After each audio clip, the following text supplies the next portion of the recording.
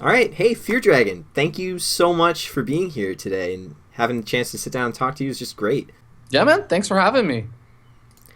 So, as always, as is tradition, I suppose, we got to start off with the super dry stuff. How did you find yourself getting into StarCraft 2?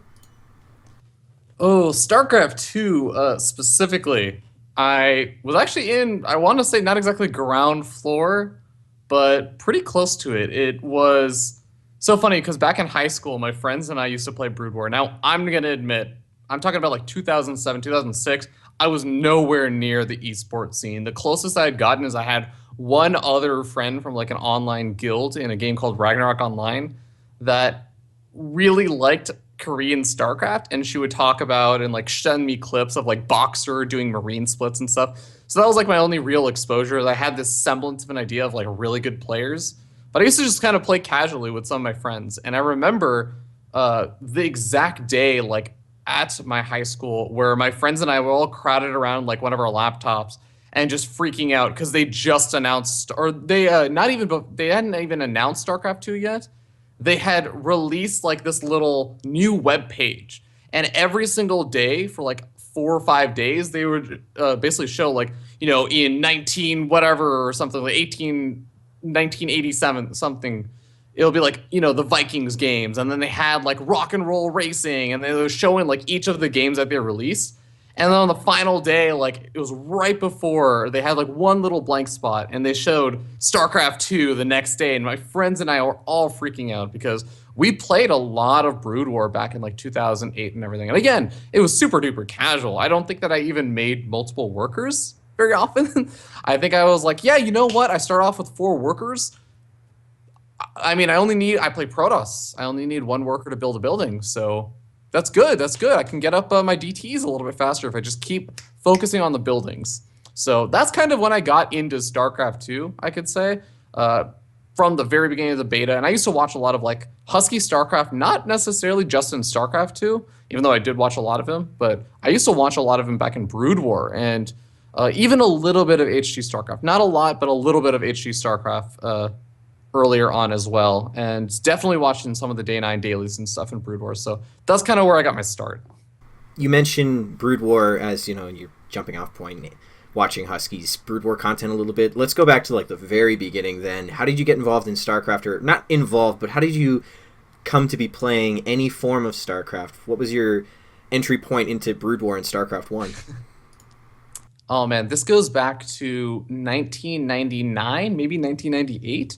I had a friend named Vincent, and he was one of those. He was like a grade below me. In elementary school, I wasn't exactly a super popular kid, so I had like whatever friends I had, and I clung to them like Play-Doh, or I guess Play-Doh doesn't cling to things, but I clung to them pretty hard. And one of my friends, he would get all like the crazy cool games that were like for the mature audience and stuff. So he was like the guy that I think first introduced me to Diablo 2 and Warcraft 3, but he also was the one that introduced me to Brood War and StarCraft 1, pre-Brood War. So I would go over to his house and I would play it, and we would play a bunch of like regular games. Then we finally found out about like the custom game scene. And I remember like that was like the first time I really found out about StarCraft, and I kind of got into it. And I finally convinced him, because my parents wouldn't buy it for me because it was like rated T for teen or whatever. So I got him to sell me his copy using my allowance, and then he got his parents to buy him another copy. But I remember like we would spend a lot of time, especially one of my favorite memories from that was making a use map setting game where we thought we were so clever. We were like 10 years old. We're like, man, there's like this UMS map called Golems, where it'd just be like you have a bunker, which was like your home base nexus, and there was no mineral patches or anything. It just, you would constantly spawn units of a particular type. And we thought we were so cool because we were like, we're going to make our own UMS map. We're going to make our own Golems map. So we took someone else's map, renamed all the units, and called it Calvin and Hobbes Golems because we renamed it after all the Calvin and Hobbes things. And we used to play that a lot. And we even added like small little like units that were just super duper overpowered, but you had to like enter a specific combination to get them. That was like my Brood War experience. It was super duper casual, but I was pretty young, so I think it's okay. Okay, so for future reference, everybody who I might interview, that's my new favorite this is how I got into StarCraft story. This is what you got to beat now. That was adorable, man. That was freaking so cute. Jumping off from your Brood War, and then you went into StarCraft 2, like we just talked about. How did you find yourself getting into esports specifically? Yeah, so StarCraft wasn't actually my first esport. My first esport was Smash Brothers. Now, I didn't get into Smash Brothers crazy early on. Of course, like I was like everyone else. I used to play a lot of Smash Brothers as a kid, Super Smash Bros. 64, with my same friend Vincent. We used to do like constant battles in Super Smash Bros. 64, where to the point where I would actually like I would run over to his house in Smash Bros. 64, and we would just like play out 3 hours of the game, just like challenging each other on our best characters and just doing like man mode matches for pure pride. So that was kind of like, I guess, like the first competitive stuff I did, quote unquote, in Smash Bros. In like a very small instance. But first esports that I got involved in was way out in 2004. It was freshman year of high school, and I had a friend who I think he and some other people had brought a GameCube along with like a laptop to school, and somehow they had gotten some setup way back in 2004 to get their GameCube playing on their laptop or something like that. Maybe they had a CRT. I'm a little bit hazy on the details. But they started showing me, like, this guy started telling me about, like, these really weird, crazy, cool things you can do, like wave dashing and L canceling. And I was just like, whoa, what are these terminologies? What is this stuff? So he finally actually got me a little bit more interested in it. And it wasn't until, I would say, around 2006, 2007, that I really got more into Melee. I started playing a lot more, started traveling to, like, local events. I was terrible at it. And, of course, it was more as, like, a bit of a fan, I would say. A fan that played a lot, but definitely had a lot of fun with that. And that was kind of where I got my start in esports overall. From there, I actually ended up playing a lot of Brawl in 2008 when the game relaunched. Ended up going a little bit back more toward Melee, but played a lot like at college and kind of transitioned eventually over to StarCraft when that came out, StarCraft 2. Before we dig too deep in the esports stuff, you were for a time working at Amazon, and I recently learned that you've left Amazon. Can you talk a little bit, though, about what it was like to work at such a big company like that? And I know that it actually did have an impact on your esports career, because After Hours Gaming League, you ran a tournament series featuring the regular employees of Amazon's versus the interns, that kind of thing. Can you talk a little bit about how that might have affected your start? Yeah, absolutely. So I was an employee at Amazon, and I would say, yeah, there was a pretty cool and really awesome group of individuals at Amazon that still play StarCraft to this day and are still really cool people that I occasionally talk with and will like complain about like a co-op mission or something over with. But yeah, I think that it was a really important part of my life, in the sense that I'd interned at Amazon a long time ago, and that internship ended up leading into a job offer that I got and ended up taking like a few years later. But it's sort of the same idea that I was really heavily involved in. Like my initial start into like commentating esports really started in college. It started with my my college Purdue's CSL team, which Collegiate Star League, for those who don't know, it's like colleges competing, universities competing against each other in sort of a league similar to like college football or something like that, if you can imagine that.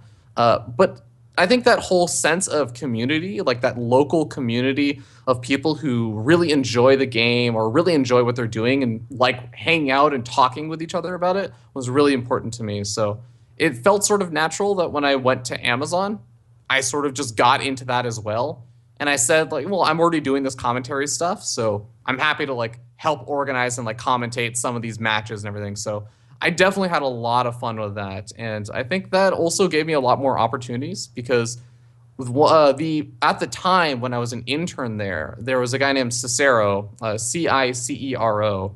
I don't actually know how you pronounce it. I always pronounce it incorrectly on purpose to annoy him, but he was a part of something called the Something Awful forums, for those who are familiar with that. And he ended up inviting me in to, he like paid for me to like be able to get a membership to the thing. He like gifted me that, because you have to pay to be able to participate on the forums. It's like a more niche community. But through there, I ended up discovering like the what they call the Rip Z's community, which is a really fantastic and very trolly community, but it's still filled with a bunch of like really cool people. So from there, I ended up doing like some more show matches, and I ended up meeting some of the first people that I actually ended up, I guess, considering like grandmaster level, like good players. And the very first player that I ever did on another project that I ended up running called Breaking Out, that I think more people are familiar with than most of my other projects, besides like Useless Facts. That was where, in the Rip Z's clan, where I met the very first player that was on the first ever episode of Breaking Out, known as Joj, who ended up doing some writing for Team Liquid also. In your first ever StarCraft 2 cast, you casted one of your own ladder games and spent the entirety of it referring to yourself in the third person. But like, that sounds so bad, but in actuality, it's actually a pretty good cast. I mean, very especially because it's your very first one, and it's so good for a very first cast. You know, I don't just say that. I really do mean that. And you reference it in a lot of the work that you've done over the years. Is like, oh, look at that was really bad, but you know, it's a great first attempt. Do you think that you have like a natural affinity to casting, being in front of the camera, being analytical, or even just like public speaking? Do you think that that's something that would come natural for you? No, God, no, and no. I will say I did come in with like a little bit of public speaking experience, even though I don't think that shows a lot of the time. But I did a lot of public debate, or I should say policy debate, in high school.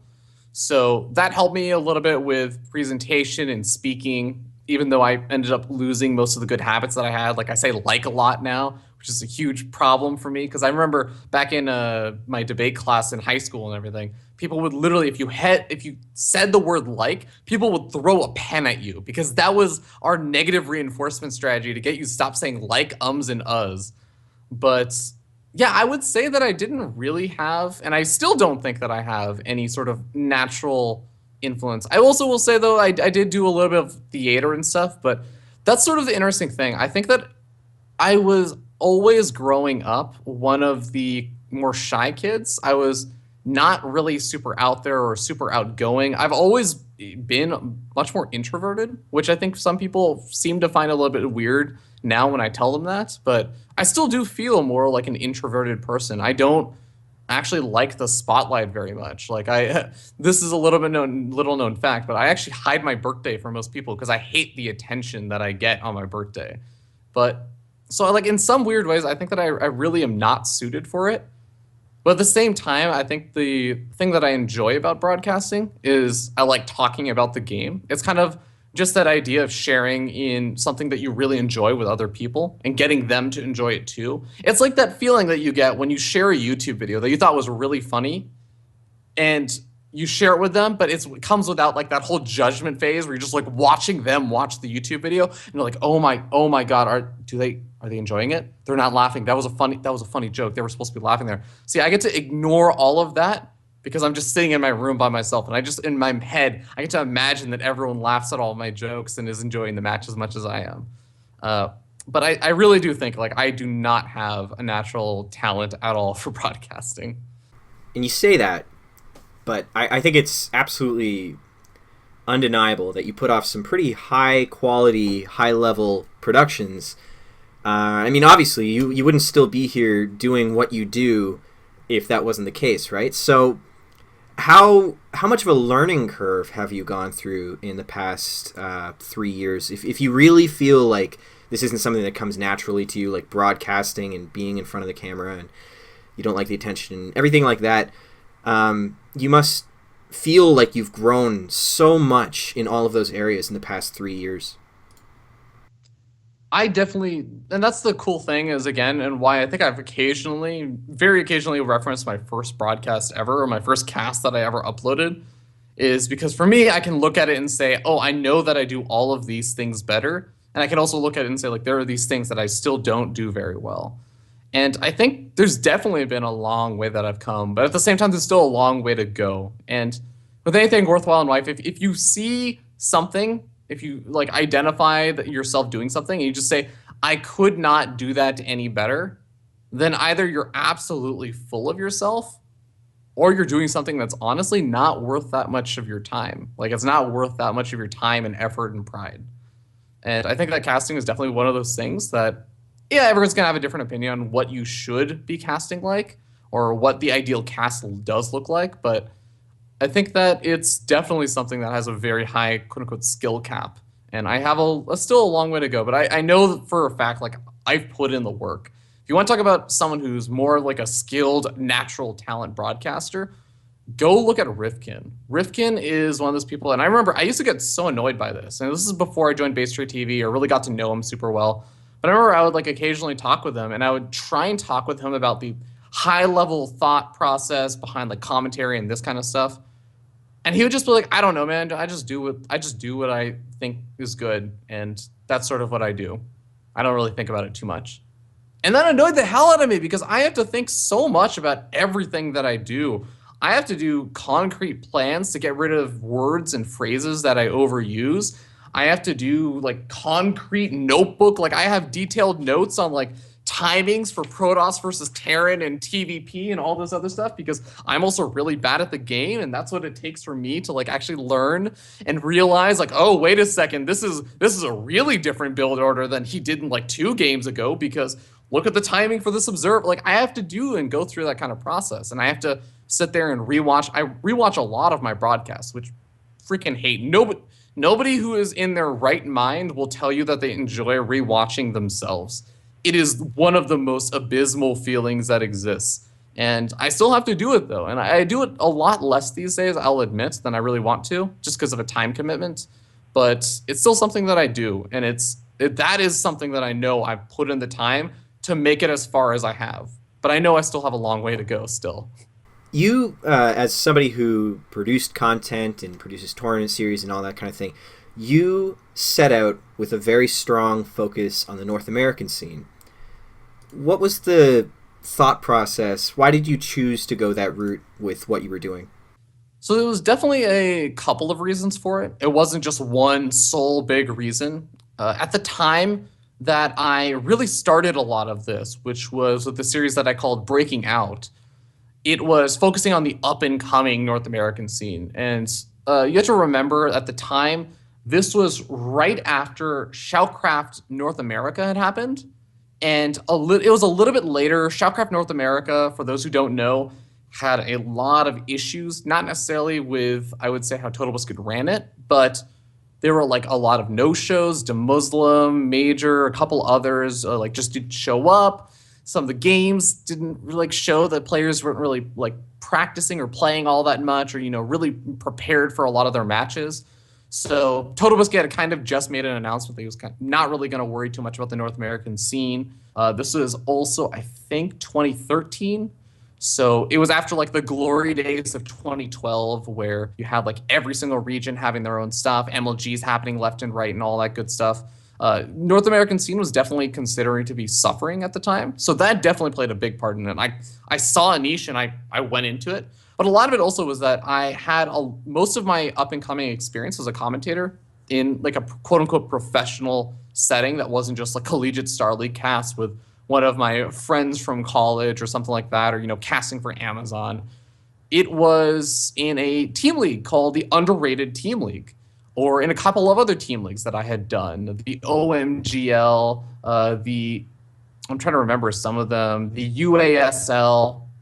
I could name off a couple more acronyms, but point being that a lot of the players that were playing in these were semi-pros. They were up-and-coming players. And I think there are 2 parts about that I really liked. One was this idea that I think it's become a lot more well accepted now, but something that I really felt pretty strongly about back then as well, which is this idea that we didn't really have a lot of new blood still coming into the scene back in 2013. I started to see like a bit of a diminishing point where people were not really focused, and it was really hard to actually get back into the scene or to make your way up. I mean, you talk about like how people who are content producers and everything are like yourself trying to make a name for yourself and everything. It was really hard for a player as well because there was, at the time, due to the WCS system, it was, okay, I can like do okay on the ladder. I'm like maybe somewhere in the like rank 150 or rank 100, maybe even rank 50 or something in North American GM. The next step is I have to beat Jaedong in the WCS qualifier, or maybe Polt, or maybe Violet, or all of these other players. Like even Snoot was playing in WCS at the time because there's no region locking whatsoever. And then I have to qualify because there's some people who pay attention to the qualifiers, but honestly, it's not even that much of a focus for most people. Most people didn't really, like a majority of viewers didn't watch it. They would watch the WCS Challenger system or Premier system and everything like that. So you had to not only beat them in the qualifiers to get into Challenger, you then also had to beat a really good player in Challenger to make a name for yourself. It was insane. It was ludicrous. I want to create like one of those intermediate steps for the up-and-comers to move between I'm a decent like GM player who really wants to make the next step up to be like a top GM player, and making it to that point and having that as an intermediate point between I need to beat Jaedong. Because that was like a really overwhelming feeling, and that's really demotivating for a lot of players. So that was part of it, but I guess going back to what I was also saying, like I commentated all these team leagues and everything. So these semi-pros were also much more approachable. I knew how to get in contact with them because I was doing commentary for like these team leagues, and I was more familiar with Dust Esports' team manager and Clarity Gaming's team manager. And I'm trying to like even remember some of the team managers for all the teams back then, because the landscape was very different back then. There's no like flip side or anything like that. But that definitely had a lot to do with it as well. It was an accessible thing. It was a niche that needed to be filled. And I sort of related to the North American scene a little bit better. Like it's a really small thing, but I think that when you look at someone, you can like talk, you can see them. I think one of the best examples that always came to mind for me is I think Suppy is the most relatable pro gamer that exists to me. Because Suppy just feels like that person that I knew in high school. I didn't know Suppy at all in high school or anything, nothing like that, but he seems like the kind of person I went to high school with, or I just knew. And because of that, he felt very relatable to me. It's not to say that like all the Europeans are totally foreign to me, and I don't know, xenophobia, get out of my StarCraft game. It's nothing like that, but it's just like a lot of the small things that I felt like I could relate to. And it made me care more about like Suppy as a player. So I think that definitely helped out a lot. With your initial big projects, I'll say the big projects, any Ladder Heroes, the Breaking Out series, they had that, very reined-in focus on the North American scene, and like you said, that kind of mid-GM transitional phase kind of player who traditionally doesn't get as much attention. Did you have any notion about what kind of viewership you're going to get for these products? Did you have any expectations or anything like that, and were they met? Oh, yes. I knew that when I jumped into this, that I was getting into it in probably one of the stupidest ways possible. So there's this concept that exists, I think, that a lot of people are familiar with, even if they haven't really heard it like said before. I'm sure most people have heard it said before. But it's this idea that if you want to help other people, it's like help yourself first.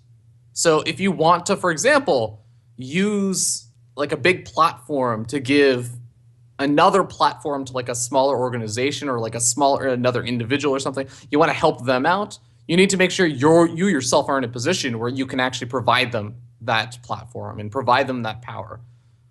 I did this from the complete opposite direction, and I said, well, nobody knows who the hell I am. Let's highlight people. I didn't have a platform at all. I was pretty familiar with the fact that I was just not going to have viewership, but part of it was just that was also what I was interested in. So I was okay with that. I was sort of okay with like having very little viewership. For those who don't know, like starting episodes of Breaking Out, I think average somewhere between 5 to 25 viewers.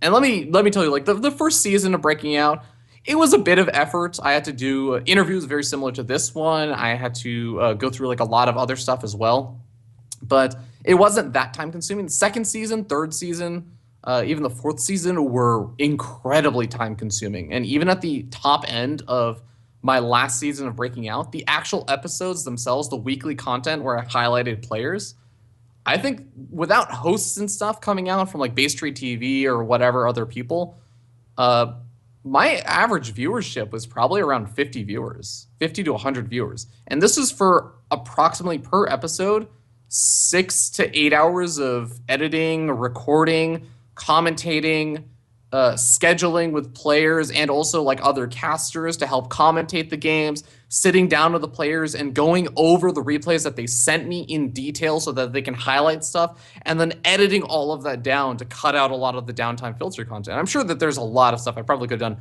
much, much better if I was actually like more informed about how to do a good job of it.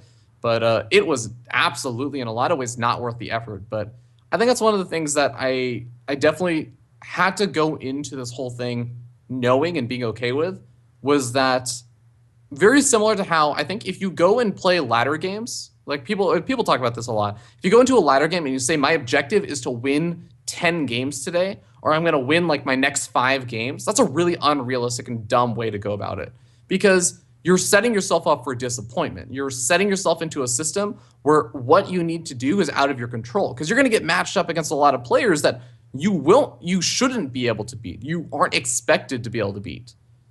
And similar to this, like controlling my own viewership, yeah, obviously similar to how a game works, I can play better and I can beat players that I shouldn't have been expected to beat. And similarly with viewership, I can create a better content, or I can advertise better and do all this other kind of wonderful, amazing stuff and get viewers that I shouldn't have been able to expect to get initially. But realistically, I should set my goals on something else. And really, I just set my goals on making content that I was happy with. And sometimes I got it, sometimes I didn't. And my objective was more just improving my own content quality.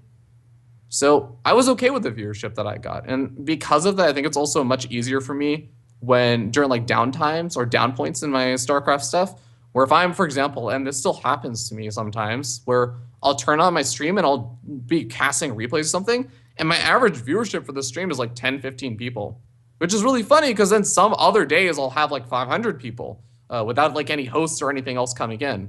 So it's a bit funny, but like it does allow me to get through like those tougher times in terms of viewership, because that's not what's important to me. What's important to me is the quality of the product I'm putting out. What do you think impacts that massive variation in viewership numbers? You talk about some days you have, hundreds of viewers, some days you're in the tens. It seems like the streaming environment for StarCraft right now, for anything outside of like a pre-scheduled event, is very erratic. I mean, we've got some people that are on the upper end, and then everybody below that, it seems like just a crapshoot on where you'll end up in the viewership. What do you think plays into that? There's a lot of things that play into it, and honestly, I'm probably not even the smartest person to talk about it with. But I'll say, like, even like amazing streams, like one of my favorite streams to watch these days is just Rotterdam's stream. I think he's a really, really awesome and positive person, and I enjoy watching his stream. But his stream will oftentimes, even after like a long streaming session, sometimes there'll be only like 200, 250 viewers. But then other days he'll be sitting around like 1,500 or 1,600 viewers consistently across the entire thing. And sometimes it's thanks to hosts and stuff. Sometimes it's just, bad timing. There's another event coming up, or, there's a lot of other people streaming. It's always a little bit hard. Scheduling has always been probably one of the biggest problems that exists right now in StarCraft 2, where it's just so hard to find good free time during high viewership hours. Like that peak viewership hour that hits both Europe and North America is a very highly contested time slot. And yeah, I think that has a lot to do with it. Definitely some of it also has to do for me specifically with like my high variance. Having like a Team Liquid event plays an enormous difference, because when I have a Team Liquid event, like I can pretty quickly jump up to like, a few hundred, like 100, 200, 300 viewers. And then after that, it kind of just like builds up a little bit further from there. But if I never get that initial momentum, and this happens with a lot of streamers, I think, that are on the smaller scale, if you don't get that momentum going, then people never see that you're even live, never bother to check you out, and you just end up not getting watched at all. Streaming is very much a snowball effect a lot of the time, where having more viewers leads to you getting more viewers. It's a big feedback loop in a lot of ways. You go pretty far out of your way to help the whole of the StarCraft 2 scene, it seems. I mean, Breaking Out, its entire point is to bring attention to players who might not otherwise have attention on them, might not otherwise be in the spotlight. And not just the pros, but the content creators as well. I mean, you've had a couple of Reddit posts talking extensively about what a fan can do to support the content creators and the tournament series that content creators bring the fans for the fans. And I mean, not only are you sitting here with me, a nobody, talking to me and giving me a lot of your time for no payoff, but I mean, a year ago, I would not say that you're a total nobody right now, by the way. I would say that a lot of people are familiar with you now. I hope so. We'll see. The dream. Anyway, but a year ago, when I was inarguably a total, complete nobody, I don't know if you remember this, but I actually sent you the draft of the first project that I ever really did. Do you remember a very, very, very long article? Yes, it was the history. Yeah. Well, it wasn't really an article. It was an academic paper, realistically. And yeah, it was thousands. I think it was like over 10,000 words. And you not only read it, but you read it multiple times and kept giving me notes. And I mean, that's such an enormous amount of time, you know, like all of these things. What makes you so willing to just donate your time to these people who might not actually be able to give you anything at any point? Projects that might not actually pay off in viewership or anything like that. What makes you so willing to just give your time to those? You can't do it unless you like enjoy it. I enjoyed reading your art. Like, for example, taking your stuff, I enjoyed reading your article, and I enjoyed thinking about it from my own perspective and giving feedback on it because it's something I like talking about. In case this interview has not made it clear, I really enjoy talking, and especially talking about like esports and stuff. If you start asking me about like other random things, yeah, there's probably gonna be a lot of topics that I don't really care to talk that much about, but something that I really do enjoy, yeah, I'm definitely going to be more interested in doing more of that. There's also, to some extent, and I would say like it's a little bit of, I guess, paying it, not exactly even paying it forward, but I guess paying it behind. Like, I have gotten a lot of help from some wonderful, wonderful people in the community. And I will say, like, also the whole idea of like old boys club has always really annoyed me. I understand where the concept came from, and I'm sure that there are some people out there, I can like already think of some people that would argue with me on this point right now, that I've talked with a lot about this, but there are some people who will say stuff like, oh, you know, well, it's on the higher echelons of esports content creation stuff. Like, commentators are trying to get live gigs and stuff that get kept out of it. And, you know, I'm not going to admit, I have no idea about that. But I will say, people who, for example, like are just good, like generally decent human beings, I think get good responses from a lot of the people. Like, for example, Day 9 came and commentated the Breakout Invitational with me, like I think third season of Breakout Invitational.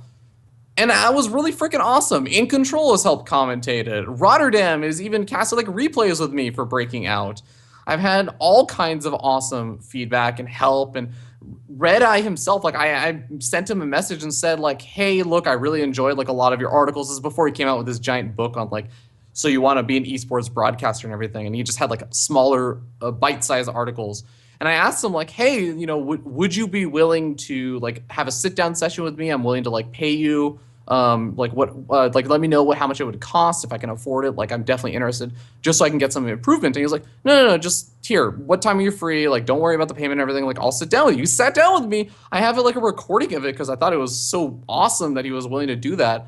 And I got like an hour to 2 hours of just feedback from Red Eye, where he watched something with me and gave me a bunch of feedback, says like, oh yeah, your camera angle's okay. By the way, these like earbuds that I have right here, these like over the ear earbuds, these are a suggestion from Red Eye. Like, all this kind of awesome stuff just came, not even because I was like directly asking, although a lot of the times it was because I was like asking people about it, but a lot of times it's just like really, really nice people. Total Biscuit almost, by the way, for those who don't know, like it was right around the time that unfortunately he started dealing with like his health problems, but he was very, very close to actually casting the Breakout Invitational with me.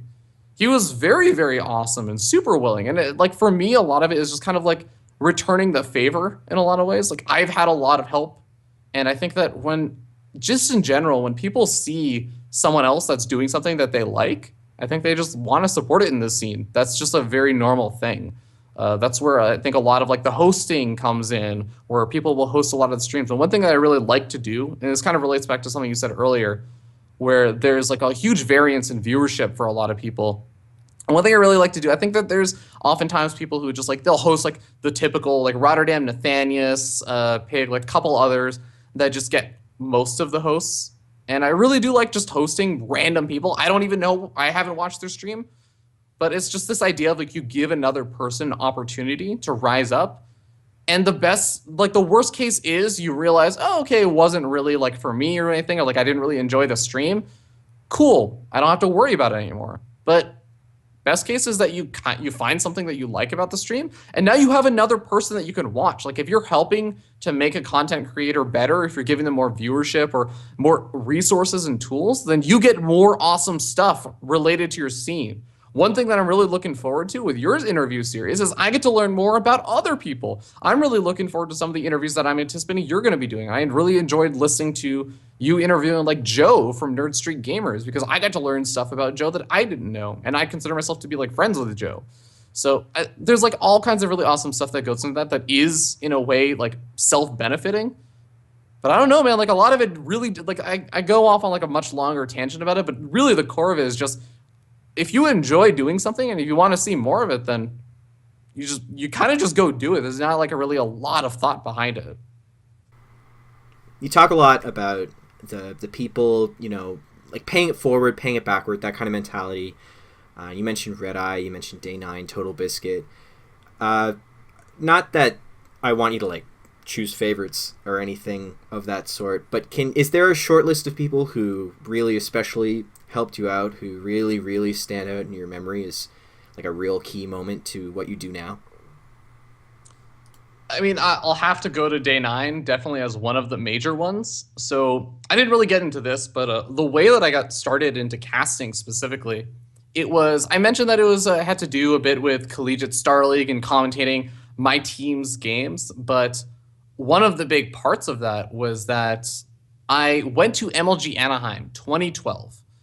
And when I went there, I talked to a bunch of the casters. And actually, I still have this. Like, I have notes on my phone from all of the different commentators that I talked to. And I asked them all, what do you think is the most needed thing to be a StarCraft 2 commentator? Because it was something I was like thinking about. I hadn't really pulled the trigger on it. I was just like thinking, okay, what do I want to do? How do I want to focus on this? And I still have all the notes over here. I'm actually going to pull it up. I have like something from August. I haven't edited this document from August 11th, 2012. DJ Wheat said, like hosting, be a good host. In controls, like have hard stats and hard prep cast, like prep work and everything. It can really make it like a good thing for like an up and coming commentator, because otherwise whatever you say is going to be like disputed. But if you have like concrete game knowledge, you can just reference, and it's like, oh, well, you can't really dispute that. Like the fastest DT comes out at like this time and stuff. Like that's just, you can't dispute it. You'll look knowledgeable and everything. But Day 9 actually said something really good. And I think this is like one of the most influential things that someone's told me, for the most part, not just in StarCraft, but just in general. Well, he was, just to quote him, he was like, fuck everything that everyone else said. They're all dumb. Not really, but he said, just do this. Commentate once a day, every single day for 30 days. Do it when you're happy. Do it when you don't feel like it. Do it when you're like super tired after a long day of school or work or whatever. Do it when you just got back from, whatever, like you're going to go out to the bars or something, or, you're going to go take a test later. Just like make sure you do it every single day. Cast one game. You don't have to cast like a ton of games, just one game every single day for 30 days. And at the end of it, evaluate whether or not you really want to do it, if it's something that you enjoy doing. I think that was a really important moment that I didn't really realize at the time, but like by the time I got to the end of it, and it was really cool because I said like it was 30. I called it like the Day 9's 30 days of casting challenge. I like tweeted out to him every single day. I was like, hey, I did day 1. Hey, I did like day 2, day 3, day 4, like day 28, day 29. And by the end of it, I really did realize like the value in it's something like Day 9 said before in like some of his dailies, but it's like the value in just showing up. There's so much value that comes with just making sure you pull the trigger on a lot of the things. I think so many people in the StarCraft scene are way smarter than me. I think there are so many people that are so much smarter, so much more innovative, so much cool. Like they pick up things much quicker. But a lot of the time, these people just don't do anything. They like talk about like, oh, I have this really great idea for a tournament. Hey, Total Biscuit, why don't you go run this tournament? And here's like the premise for it. It's like just go do it, man. Like you can run this tournament yourself. It wouldn't even like take that much effort. Or you want to go create this kind of content. Like just go do it. And I think that whole premise and the idea from Day 9 really, really resonated with me. And I think it's a lot of the reason why I did start some of my other projects, including Breaking Out, or like it's like my lesser known first project named Balance Battles. But I think Day 9 has definitely been pretty influential, just not even in StarCraft, but just like in my life. I really am a huge fan of like his mentality. Also, being relentlessly positive is a huge thing I've tried to take into a lot of my life, which does sometimes result in weird comparisons that I get. I got to compare it to like Day 9 a lot. And I think it's weird because I find like we're very different people, but the commonality is that I listen to a lot of his ramblings on like musings on being relentlessly positive, and I really think it makes a lot of sense to me. So I've sort of adopted that into my own life with my own sort of twists on it, if you will. But I guess there just aren't that many like relentlessly positive people in the StarCraft scene. So they're just like, oh my God, he's super excited and positive and happy. Like he must be Day 9. It's a funny thing. But yeah, so I would say Day 9 is definitely probably up there, like for more than just StarCraft reasons. Total Biscuit's been a huge, I guess, motivational factor. Like I think that he's my favorite commentator, just straight up. Like I think he is the best play-by-play esports commentator out there. Like I'm including like Toby Wan and a bunch of the other people from like other games and everything. I think that he is my favorite esports commentator for play-by-play stuff, which is what I like to consider myself. So he's been a big motivating factor, as well as like also like a event organizer doing like Shoutcraft America. He was the original person who did the ladder competition. Him and Jenna put that together for Shoutcraft America.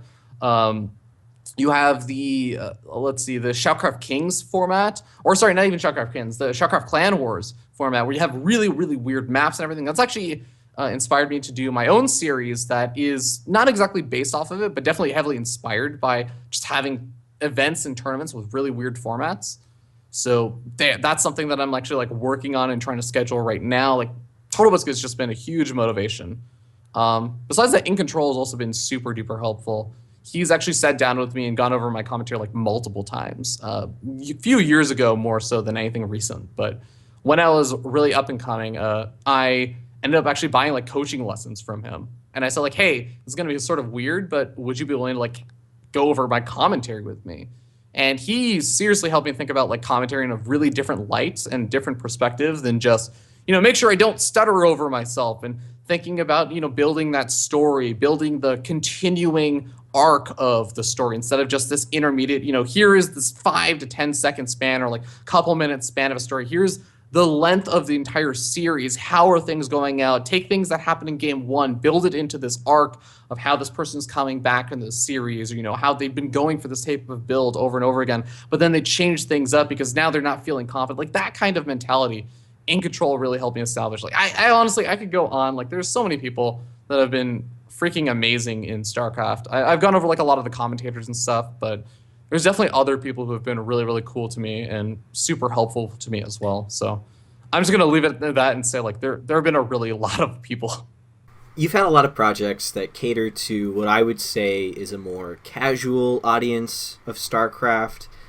Feardragon's 99% useless facts really sticks out to anybody who's on SC Reddit at all. Anybody who goes to Reddit should know that. And in the past, you just mentioned Balance Battles. I happen to know what that is. That's another project that I would say is... I do my research, man. I'm impressed. Most people don't know what that is. Even like some of my closest friends in esports don't know what that is. Yeah, like... And that dates back to the very start of what you were doing, really, like way, way back, right? Which is why maybe people don't know about it. Yeah. And I mean, show matches between Amazon employees and interns, all these projects that I would say don't necessarily cater to the hardcore, die-hard StarCraft 2 fanbase and much more to a casual fanbase. So how important is it to you to do those projects and features that cater to that casual audience?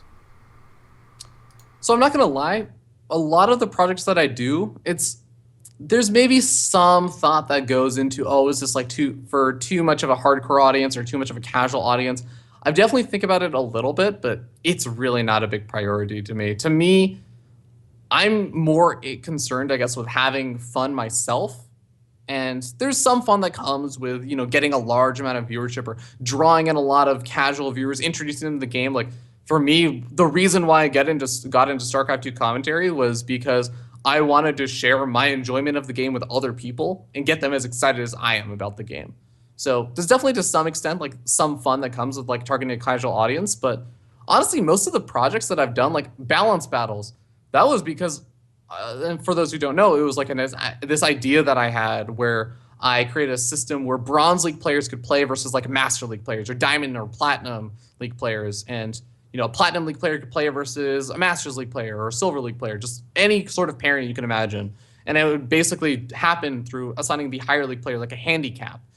The reason why I created that system was because I wanted to do like a King of the Hills like show match style series. And I didn't have contacts with good players. I didn't know anyone like at the time. So I was like, well, how can I make this work and still make it fun and interesting and like close games? Because I had tried to do show matches or like fun things before, but a lot of the time the games are really one-sided. We just get random people. So that was like the reason for that. Useless Facts was because I really hated all of the random drama that was on Reddit. And I was just like, I just wanted to focus on the game. I wanted like the Reddit subreddit to be more focused on like the thing that I enjoyed about StarCraft, which is not, who said, she said, like who's dating who kind of stuff. That's super uninteresting to me. That's like that's nobody's business. So that's why I started like Useless Facts. That definitely had a much bigger impact than I thought it would. It's a bittersweet feeling when you walk up to David Kim for the first time. And he's like, "Oh, Feardragon, yeah, you make the Useless Facts, right?" And I'm like, "Yeah, do some other things too, but yeah, I do make images in like 3 minutes and occasionally post them on Reddit sometimes. I guess that's what I'm known for." I think my favorite thing was I was at the airport just what is the date today? Just like 3 days ago, and I was wearing my Feardragon jacket because I don't know, freaking narcissistic, and I wear that around in public because I really like that jacket. This jacket right here, and on the back it says Feardragon. And someone at the airport was like, "Feardragon, wait, don't you post those Useless Facts on Reddit?" I'm like, God damn it. But like I never really like did it with this intention of like I'm gonna bring the casual audience into StarCraft through the use of like these useless facts about the game. No, I just thought it was really cool. Like there's a lot of things about StarCraft that people just don't do justice to. Like there's so many cool things. Like one of my favorites right now is that I've been having fun with on the ladder, although it's a little bit harder to make work. But 5 oracles is exactly how many oracles you need to move into a spore crawler and a queen, kill the spore crawler, kill the queen, and then kill the hatchery in 8 seconds or like 9 seconds. And I'm like, that's a pretty fun fact to have. That's also a really abusive style, but like random stuff like that is like oracles killing a queen is like a queen is okay. But like oracles killing a spore crawler, that's really weird. Oh, and I should say like, and you don't lose any of the oracles. So I don't know, like just random stuff like that. It's fun. It excites me. That's definitely my priority over how hardcore or casual is the audience going to be for this. But I will say, like, I think that there is something to be said for reaching out to a casual audience if you're trying to like grow viewership for things. There's a huge untapped casual audience for StarCraft.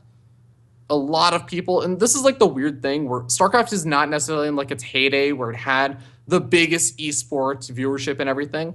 But I think the thing that a lot of people fail to realize is a lot of people, I see this happen a lot because I'm friends with a lot of people who don't really do StarCraft anymore at all, but they're willing to watch a lot of these events or like a lot of the really cool things, like StarCrafts, the YouTube series that Carbot Animation does. They're willing to watch that stuff, even though they haven't touched StarCraft for like 4 years. They're still super happy to watch those videos when I send them to them, and they love them. And they're still super happy to tune in for BlizzCon when I send them a link or tell them that's on and stuff. And they get excited about it. And it's because they have like some semblance of an idea of what StarCraft was. The casual audience isn't just the people who don't know what StarCraft is or never watched it. It's a lot of the people that used to watch it or are willing to watch more of it, but they've moved on to other things. It's not their focus anymore. And you need to find a way to like reach out to them and bring them in if you really want to hit that like next level of viewership, I think, in the StarCraft scene, which I think is something that Total Biscuit kind of proved with StarCraft Kings, with the King of the Hill series that he did recently. Definitely pulled in more from that casual audience that he reached out to because he's Total Biscuit. I mean, it's a little bit easier for him. You mentioned the casual audience and how, you know, it's these people who used to watch the game and don't really check in every day anymore, that kind of thing. And I'd like to stick with that a little bit because for me, you know, as somebody who is, well, I would say a nobody, like Please Pause, the series that I do, it's entirely focused on a casual audience and trying to tap into that. I mean, statistically, my favorite stat recently is that on the final day of DreamHack Valencia, in the peak viewers in the uniques, there were 40,000 people watching the stream, and then that day on our StarCraft, for the whole 24-hour period, only 20,000 some odd people visited the subreddit, which to me says enormous things, very interesting things about that casual viewer base, you know? So, what kind of advice would you give to somebody trying to tap into that extra 20,000? Like, if the people aren't going to Team Liquid and our StarCraft, what would you say is the best way to get them to watch your thing? That is the question, isn't it? That is like the number $1 million question that I think people are still figuring out.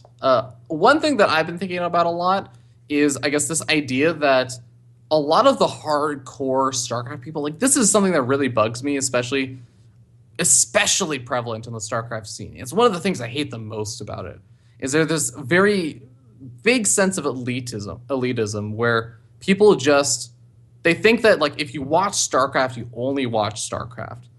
And that is such BS. Like, let me tell you something.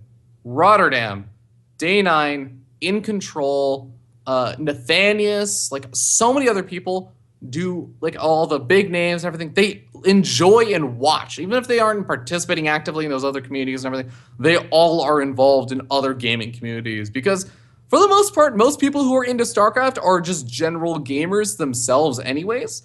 I know very, very few people who are into StarCraft and not into any other game whatsoever or never were into any other games. And I feel like tapping into, like, the other audiences, like those people who maybe, like, are doing other things, a lot of the time they're, like, watching other games, but I feel like if you can find a way to tap into those other audiences, that's one really good way to pull more people and get them more interested in, like, StarCraft stuff. This is, again, like, something that it's really does come down to execution and how you're going to do it. That's sort of the difficult part of it.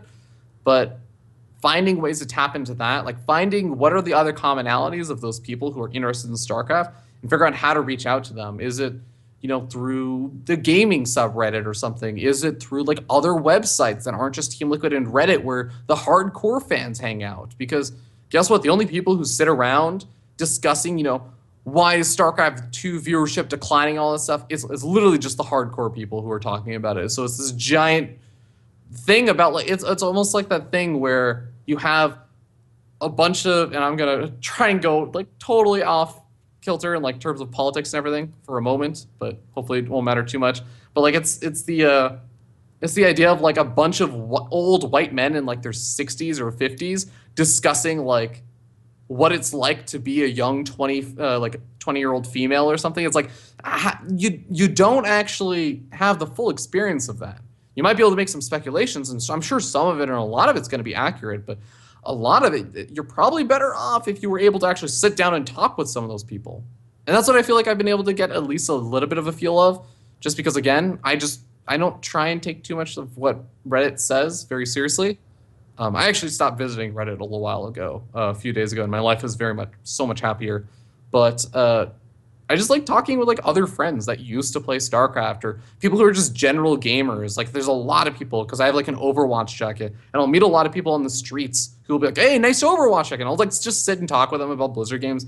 A lot of them were like, "Yeah, I used to play StarCraft." I'm like, "Oh, do you not really interested in the game anymore? Do you follow the esport?" Like just asking those kind of questions, I feel like has been pretty enlightening. But it is still going to be like one of those things I think everyone has to figure out for themselves, especially like catering to the particular kind of content they're doing. You mentioned that you've stopped visiting Reddit. Is that a conscious choice? Is that a kind of thing where you don't have time for it anymore? What's on the go with that?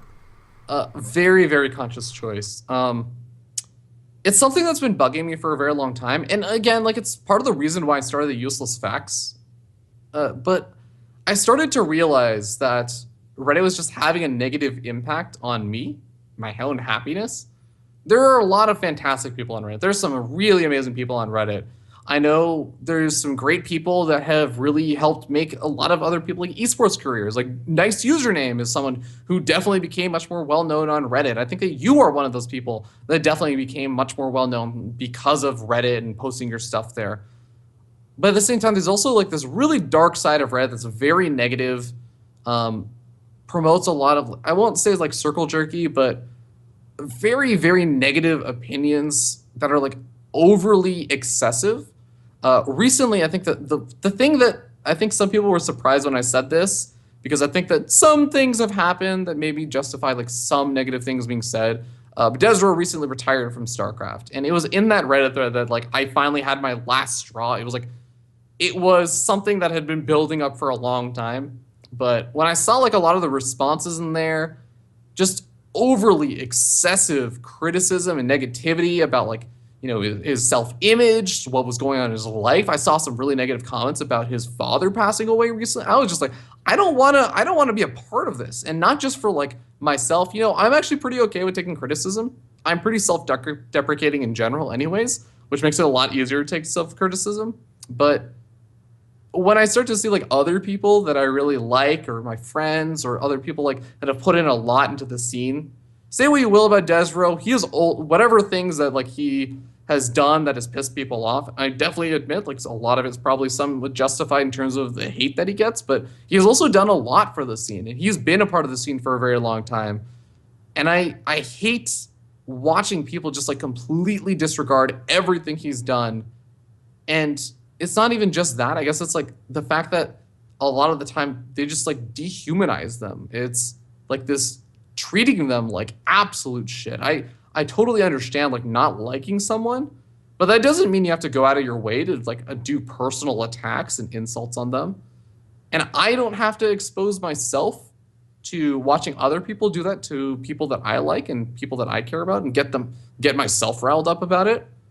Like feel like that's why a lot of the times you don't even see the people who are getting called out there in the Reddit threads defending them. Usually it's like the other people. It's like friends of those people that are out there defending them in the comments or saying all these other things, because it pisses them off when someone says something to like a friend of yours that they start like calling them like dog shit and making personal attacks. So I just decided like I'm done with Reddit. Reddit has a lot of cool things, and you know what? It can continue existing, but it's not a community that I really want to be a part of anymore. And I have no intention of really like visiting it or posting to it anymore. My life's been a lot happier the past week because I just haven't gone to the subreddit for a while now. Like I've just been a happier person.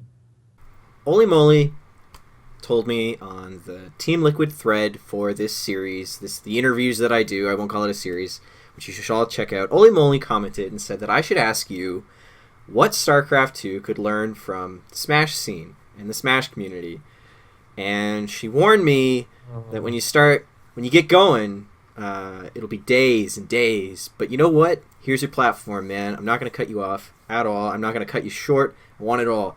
What can StarCraft learn from the Smash community? Go, go, go.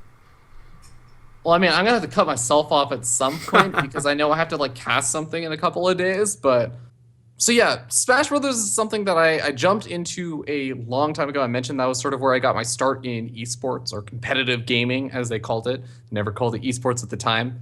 But it was something that I think was a really educational experience when I came to StarCraft, because I was like, wait, there are all these things that Smash is doing totally wrong. They're just straight up should be doing in all these other ways. There's so many things that Smash could learn from StarCraft, but there's also a lot of things that StarCraft really could have learned from Smash Brothers from. I think that it's really funny that those are the two major esports that I got involved in because I feel like they complement each other. The advantages and the strengths of one really complement the weaknesses of the other one. And I think it's like I could go on again like for days about it, but the two biggest things that I thought always were very interesting, and they'll kind of go off into their own little tangents and everything. But one of the things is that the Smash Brothers scene exists in a very, very different funding for tournaments than the StarCraft scene. And a lot of that reason was because in Smash Brothers, you really couldn't play online. Like there's Brawl, there's Smash 4, you can play online technically. Now there's like net play for Super Smash Bros. Melee, which is like the GameCube version. There's stuff that you can do, but nobody takes it seriously. Nobody says like online play is a legitimate form of competitive play that is considered like at all reasonable. Because in Smash Brothers, a delay of like people complain right now in StarCraft about like whatever 100 ping or something.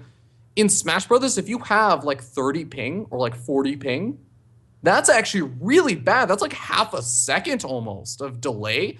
And considering a lot of the things that the windows that you have to react to players or to try and punish something is like a 5 to 10 second like frame lag. Not 10 seconds, like 5 to 10 frames out of 60 frames. That's insane. That's an absurd amount of time. Like you have a latency as 4 times longer than your window to punish someone. That's a big deal. So everyone would go for these offline smaller events. There were a lot of smaller tournament organizers that were local and would run these events. And not only that, but they would have entry fees. So you would have to you couldn't just like play in these StarCraft tournaments from the comfort of your own home. You would have to go out, like drive out. Oftentimes a lot of them are kids, so they have to like get their parents, or maybe they have to get a ride from a friend or something because they're in like college, or maybe they don't own a car or something. It's a bit expensive. They're driving out like an hour or two because there's not a lot of other events going on. So you have this. It happens like bi-weekly oftentimes. So you're driving out. You have to bring your own controller and everything. That's all well and good, but like again, comparison to like playing an online tournament at home, you have to pay like a 10 to 15, maybe even $20 entry fee to participate in the tournament. And the alternative way that you can get your entry fee waived is if you bring your own CRT monitor, or like CRT TV, or you bring a copy of your GameCube with your copy of Super Smash Bros. Melee. Like you have to do all of these things, and the tournament organizers have to not only just like organize a tournament, get a prize pool together, and manage like the entry fees and everything. They also have to make sure that the space is like you have the funding to actually rent out the space. You have to get enough people with enough TVs and these GameCubes to actually do everything. And you have to get everyone there on time. You have to make sure everyone's playing their matches on time, like in a live setting where people literally just disappear. It's not like an online thing where it's like, okay, well, whatever, you weren't here for like a little bit. But no, it's like people going out for lunch and stuff because it's an offline event and people are like get hungry because the games take a long time. Like there's all these sort of issues Smash Brothers deals with. And there are so many more Smash Brothers tournaments than there are StarCraft 2 tournaments. Like, think about that. It's not even necessarily because of the player base. I'm not even talking about more recent revitalization of Smash Brothers Melee or Smash scene in general, Smash 4. I'm talking about 2006, 2007, 2008. I'm talking about that time where there were still more Smash Bros. Tournaments going on across the world and like the country and everything for the United States than there are in StarCraft 2 these days. And people complain about like scheduling stuff for StarCraft 2. Yeah, there are a lot of weeklies and stuff, but it's nothing near that because we didn't have like local stuff. There's no local quote unquote stuff in StarCraft besides like the few things that region lock things. And you just have to imagine like it takes so much effort, it takes so much more work to do this. And on top of that, there's like this whole other aspect of these days in StarCraft 2 tournaments, there are very few non-competitive like professional players playing. There are very, very few of them. And I know this because I cast a lot of qualifiers. I cast a lot of, smaller events. I've casted and still do and follow a lot of like the really small events, like the SCV Rush tournaments and stuff. I'll watch some of those. the player participation for those events is really quite low compared to a lot of other things. And I feel like you compare it to like Smash Brothers. I used to play in these Smash Brothers tournaments. I used to go. I remember when I was at like Purdue and stuff. I would take a Amtrak train that cost $50 to go up to Chicago, stay with one of my friends to save a bit of money and everything. I'm like a poor college student at the time. You have to remember this. And then I would, walk 4 miles from my my friend's place at like 7 in the morning to get to this venue on time. And I would then pay $20 extra to enter into the tournament that I was pretty sure I was going to lose out in like the second round or the first round. I was just trying to make it as far as possible and have a little bit of fun, play some games, play some friendlies versus another like person that I meet there, and just like make some friends. That doesn't exist in StarCraft 2. I think that's a huge problem.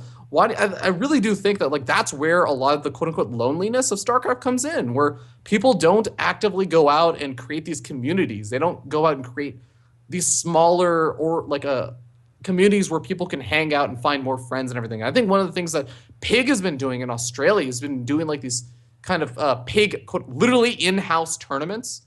He's hosting them in his own house, and people just come in and play, and it's a very, very chill and laid-back setting. And I think that's freaking awesome. I think we need more of that. I think we need more stuff like Cheesadelphia, or even like the weekly or the monthly or stuff that Joe from Nerd Street Gamers does, where you have like these maybe entry fees, or maybe you have this other stuff. I know the Cheesadelphia prize pool mainly came from entry fees. So I think stuff like that is what's really missing right now in StarCraft. And there's a lot that goes into that. There's, a lot of organizing. Of course, like getting the PCs obviously can be much more difficult in a lot of ways than compared to just getting like CRTs plus like the GameCubes and stuff.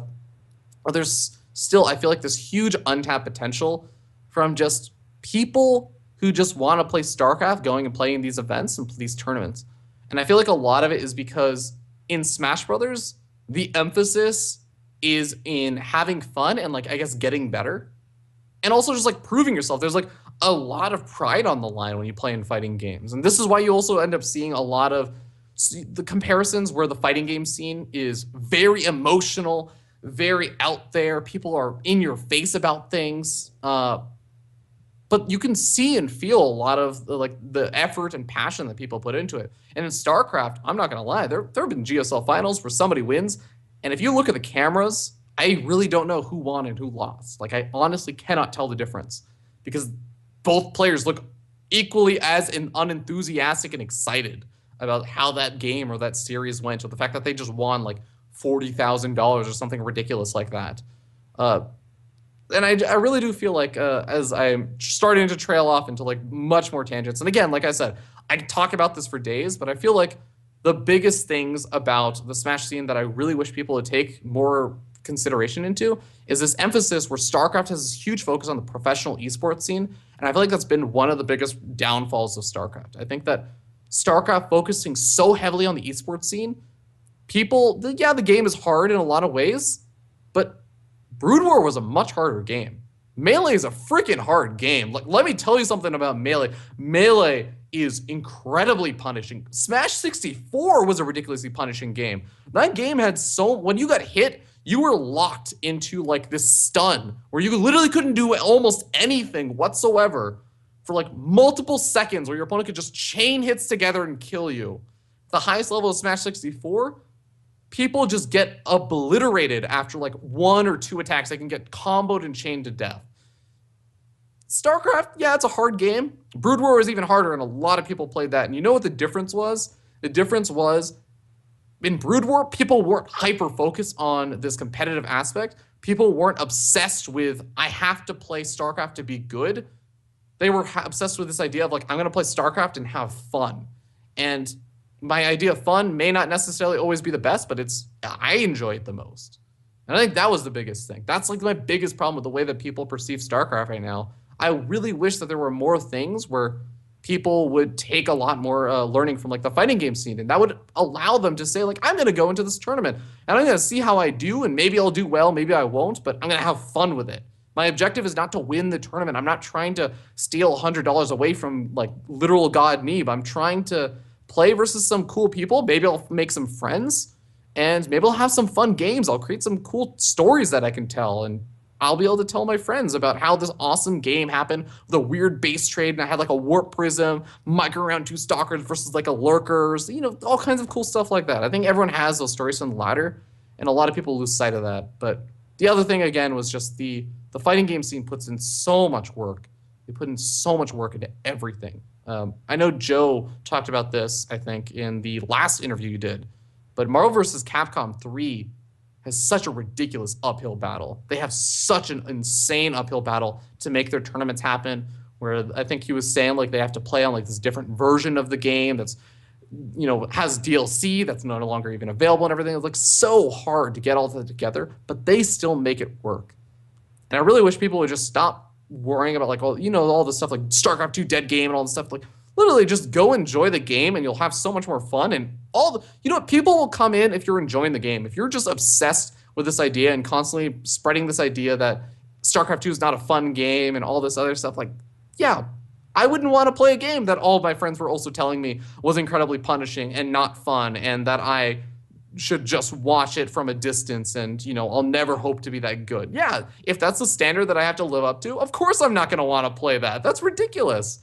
But if you want to just enjoy the game, that's perfectly fine. But that's my very long rant on Smash and fighting games aside. Because again, like I could talk about this for days, but I feel like there's so much StarCraft can learn. And there's a lot of professionalism that fighting games can learn and a lot of other stuff that StarCraft is doing quite well, but fighting games not doing so well. At one point in there, you talked a little bit about how if you were to look at the finals for an event, and you were to only look at the two faces of the players at the end, you wouldn't really be able to tell necessarily all the time who won. You recently had a blog post kind of similar, like along those lines, talking about how often a player will not only that situation where there's no great outpouring of happiness or exhilaration on stage when a player wins, but even going into a match, players will talk about the idea like, oh, I haven't been practicing lately, I haven't played any games, I haven't practiced a month, and it's actually apparently just strictly not true. They're playing on their barcode account, and people know that in the scene, but you'd never know that as a fan. Mm-hmm. Can you elaborate on your ideas in that kind of realm a little bit? Can you talk about why you think that's an issue that's important to the scene? Yeah, that's definitely one of those things that it's really hard because StarCraft is such an intense mental game. It's not to say that like any other games are not intense mental games, but a lot of the time it's just because it's such a long game. And I think that there's so many things that pro players have to do to like keep their nerves calm. When you have to perform at an exceptionally high performance quality level for a very long period of time, maintaining your mental focus and your balance is so difficult and it's so hard. And that's a lot of the reason why players will say things like, yeah, I haven't really been practicing. Oh yeah, I'm not really expecting to do super well over here. They're lowering not just other people's expectations, but also they're trying to lower their own expectations. Because if they do that, it relieves some of the pressure. And I think one of the greatest examples of this is like the pressure getting to someone. Go look at the recent grand finals of Neeb versus Euthermal. That finals was like exactly what I'm talking about. I honestly think that Neeb he's been hyped up too much. It's getting to him. It's so difficult to be in that position where you're constantly being told you are the savior of the entire North American, not just the North American, but the foreign scene. You're going to be like literally people tweeting at Neeb and tagging him in it. And I think Artosis was telling me this at the summit. He was like, people are tweeting at me, tagging Neeb and myself in it and saying, well, you're talking about Zest and you released this blog, but did you know that Neeb is literally as good as Zest? It's like, don't compare him to, don't put that pressure on him comparing him to Zest when Zest had this ridiculous win rate in PvT and was literally considered the best Protoss in the world at the time. That puts an insane amount of pressure on him. And I can tell this. I won't really put words in his mouth or anything, but the sense that I always get whenever I talk with Neeb, either through Skype or at offline events and stuff, is that he doesn't enjoy that having that massive spotlight. He just sort of wants to play the game. And I think that like part of it is when you see him saying even things like, I felt like I played my best and everything. A lot of it's just like I think he wants to like de-hype the community a little bit and the hype around him because it does get to you. So from that perspective, I'm sort of playing like devil's advocate over here for a little bit on the point that I was trying to make. I totally understand players need to do what they need to do, and like oftentimes demotivate or de-hyping themselves alleviate some of that pressure. If there's less expectation that you're gonna do amazing, then it doesn't feel as like intense of a pressure when you lose. And there's a lot of players. Intense is probably like the number one example that I always think of. He was a North American Terran player that always has done best. He would play adamantly. He would practice insane amounts for like multiple months, and he would bomb out like second round of the qualifiers. And then he would just straight up stop playing StarCraft for a long time, and he would come back and he would like secretly play like maybe 3-4 hours. Like he wouldn't play an insane amount, but he would play more. Or sorry, not more, but he would play secretly, and not a lot of people would know it. And he would even tell adamantly people like, "Oh yeah, I like haven't played StarCraft for a few months and everything. I'm gonna play the qualifiers today." And he would get to like the qualifying round and beat some pretty good players to boot. And there are players that are like that.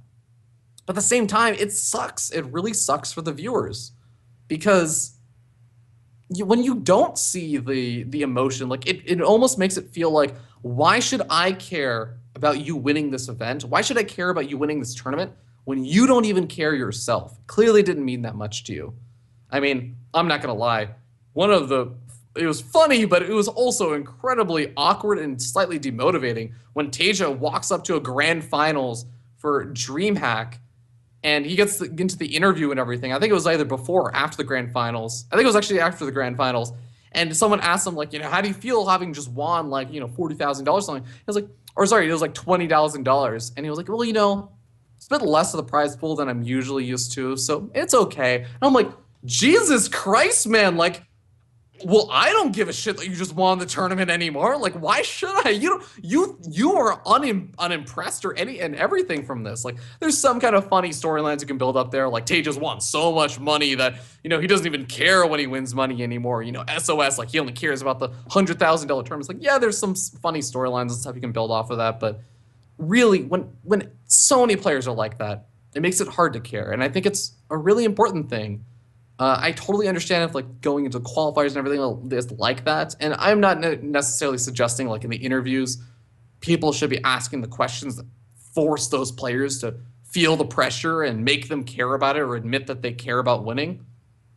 But it's sort of this weird catch-22 that the players that don't put that pressure on themselves are oftentimes the ones that will do better. And that definitely makes me appreciate the players that don't feel that way or don't act that way. Like Hearthstone. I think Hearthstone's a really good example of a player who doesn't, put himself down or psych himself down. He psychs himself up. He gets excited, and not like for the games that he's about to play. He has the energy pumping. That's why he gets really into like the music he's listening to when you see him playing like, home Surrey Cup or, whatever, like finals or like the events that he plays in. He gets really, really into it. And I really appreciate those players a lot more. And I want to cheer for those players a lot more than I do for any of the players that just don't seem to care and almost seem to win by chance. And I'm not going to lie, like I love Neve to death. He's freaking fantastic guy. He's a really funny kid sometimes, very honest. But when Neve wins, I'm not nearly as excited as like when Hearthstone wins. When Hearthstone wins, I'm happy for him. I can feel it. Like when Liquid Hero wins, DreamHack or like Thorzane is there. They're both like covering their face, hands on their head. They're like freaking out. They don't even know what to do. I care 5,000 times more than I care about when, like, probably, I know eventually when Neeb wins like a big offline event and he's going to sit there like smiling and I'm going to know like he does care about it and it's going to be like nice, but it's not really going to resonate as much. Like I don't feel that emotional tension. Like even when Pig, he wins his Challenger League match. When Pig won that Challenger League match, and there's like this famous gif, or like at least to me, famous gif, like a really good gif of just him going like, yes, like that. I cared more about that moment than I did when Tasia won that DreamHack. And what does that say? It's not the event necessarily that always makes the excitement or even the quality of the games. It's the investment that you have in the players a lot of the time that can really affect that. So that's, I think, the long, elaborate idea behind that whole chain of thought that I had. I'll tag onto that a little bit because you talk about the gif of Pig going, yeah. I mean, those are the moments that get used for all of the pre-rolls on all the tournaments. CSL doesn't use, the gif of X player being like, yeah, I won the tournament. Yeah, that's pretty all right. They just don't. Yeah. So I'll kind of get on board with that. As a side note, like to add on to what you just said, I'm not going to lie, like you look at a lot of the IEM highlight clips, there are a few cool ones from StarCraft and everything with like MC walking down like the aisleway like a boss and everything. But you notice a lot of those other clips are team clips. I don't think it's because of like the quote unquote fall of StarCraft 2 or anything. It's because when you have teammates, you're a lot more likely to kind of express that emotion. And in StarCraft, because people don't do it, we don't have a lot of the StarCraft clips. It's a lot of like League of Legends, CSGO and stuff because they want to express their happiness and to join in the feeling of like excitement with their teammates that they just worked with. So that's my one little addition to what you just said. Moving along, next topic kind of stuff. You're a full-fledged member of Basetrade TV now. So congratulations on that. Thank you. How did you first meet the Basetrade crew? How did you form that relationship, and how did you become a full member of the team? It's a little bit hazy, honestly. I don't really remember the first time I interacted with Rifkin. I know the first time I interacted with Zombie Grub. Zombie Grub and I go way back to 2012-ish, maybe 2013. A little bit hazy on the details on that, but for the underrated team league, which was, as it may sound like, a semi-pro team league with a lot of like GM players and everything. But Zombie Grub and I were both some of the initial casters for that. So that's where we initially met. We casted a few times, didn't really know each other super well, or I guess like hang out or talk with each other a ton. But we ended up doing like the second season of that also together. Maybe talked like a little bit more. And occasionally, I think we ended up casting like every so often for like Clarity Gaming. I think it was, what was it? The Zowie NA show matches or like Zowie NA Cups or something like that. Zombie Guard would occasionally bring me on for like other stuff. Like we did a DreamHack commentary together, like the community stream once. But that was sort of my history with Zombie Guard. Rifkin, I don't really remember, I guess, interacting with too much. The big thing that I know his first interaction with me directly, because I had seen seen Basetrade TV streaming before, back when like Penguin and stuff was on there, but I guess it wasn't really Basetrade TV at the time. But I would see like Rifkin occasionally streaming, doing like a lot of solo commentaries, and he had like a little GIF of some dancing puppet. I think that's like the most memorable thing about that stream at the time. But he ended up doing like a big quote unquote like raid, it was before hosting existed on Twitch, and he ended up raiding by telling a bunch of people after one of his broadcasts to like go check out, this tournament. It's called the Breakout Invitational. It's going on right now. Like, go watch it. I think it was season 1, maybe. So I was super thankful for that, and I think that was the first interaction I had with him, even though we didn't really directly interact. I don't really remember the first time we actually talked. It may have actually been for just like a fun stream that he did. We were playing, I think, Cards Against Humanity or something like that. So we had like a fun Cards Against Humanity stream with like myself, Zombie Grub, Caitlin, Livy B. No, not Livy B, Gillyweed, and like maybe one or two other people. Brent, StarCraft, etc. But that was sort of the first time that I really got to interact with him. From there, like I think just sort of became better friends with them. I think most of the quote-unquote friendship started with like MLG Anaheim 2014, where I just kind of hung out with Rifkin a little bit more. I can't really remember anymore, actually, if I talked with him very much online before that. But yeah, from there, like it has sort of just developed into like a thing where we all hung out together. We eventually just developed what is now known as like the quote-unquote Basetrade TV Skype chat. When I think Oli Moly responded to like a tweet that I made about how I really wanted to join a Dungeons and Dragons group. And from there, like we ended up forming that. We got like Zombie Grub and Rifkin, who were also interested because they were doing a lot of stuff with Oli Moly for the Alima League and everything. So they were good friends. And from there, like things just sort of ended up working out. Like I was doing a lot of coverage or like covering for Zombie Grub or like Rifkin when they were missing. I was covering for Rifkin a lot actually. Zombie Grub would ask me to co-cast with her on Basetrade TV a lot when Rifkin wasn't available or something. So it sort of just like naturally fell into place over time. And eventually, Rifkin and Zombie Girl both asked if I was willing to join, if I would be interested. I kind of laid out like a few of my terms of like the things that were important to me about it, and they were okay with it. And yeah, sort of just went from there. You'll have to forgive me if this is just a gap in my own personal knowledge, but it's been a year, I think actually a little bit over a year since Breaking Out the last season ended, and you did your last post-mortem. And unless I missed it, I haven't seen anything on Breaking Out Season 5. And you were very clear in your videos, Feardragon, you wanted Breaking Out Season 5. Is that still a project that's, on the burners, maybe on the back burners? Are we going to see Breaking Out Basetrade TV? What's up with that? So I mentioned right before, as at the end of what I just said on the Basetrade TV stuff, that I had a couple of my own, like, mandates that of if I was going to join Basetrade TV, things that were important to me. One of those things is that I wanted all of the stuff that I had done, all the Feardragon related stuff that I had done was going to still be mine. I didn't want it to be like absorbed by Basetrade TV, so I never wanted Breaking Out to be absorbed by or like Ladder Heroes, which I eventually ended up doing. Actually, I think I ended up doing Ladder Heroes before that. Yeah, I've been doing Ladder Heroes for longer than I've been a part of Basetrade TV. So Breaking Out will never join Basetrade TV, or it'll never be like a part of that, as far as I'm aware. But it is really hard because I have been trying to plan Breaking Out Season 5 for almost 7-8 months now. I've been like trying to start planning it since December of 2015. But I didn't end up doing a season like at the end of last year because I was normally doing like 2 seasons a year. That was my sort of goal. But it didn't really make sense to do it at the end of Heart of the Swarm, because Legacy of the Void was about to come out. And then Legacy of the Void came out, but then there were so many other events and tournaments and other things going on that didn't really make sense. And then in December, like I ended up quitting Amazon. And I got a new job, so I ended up having to move. So January was a really bad month for me to do anything. And then February came along and the tournaments started back up, like with the WCS system.